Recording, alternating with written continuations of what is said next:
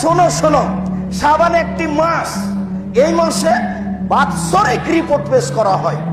এই জন্য আমি বেশি বেশি সিয়াম থাকি। মনে হয় আজ, মনে হয় কাল, মনে হয় আজ, মনে হয় কাল, আজকেও রাখি, কালকেও রাখি, এভাবে করতে করতে করতে এবারে মাসই শেষ।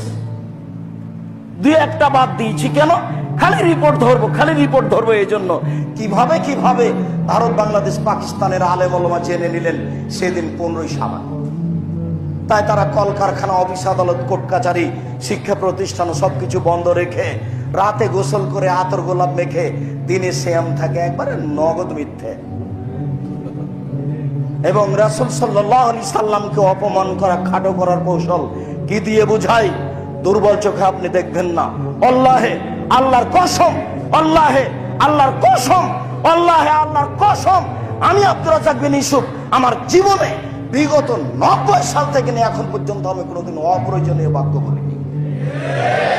আপনি কটাক্ষ চোখে দেখবেন মানে আপনি কে বুঝাতে চেয়েছেন আমাকে?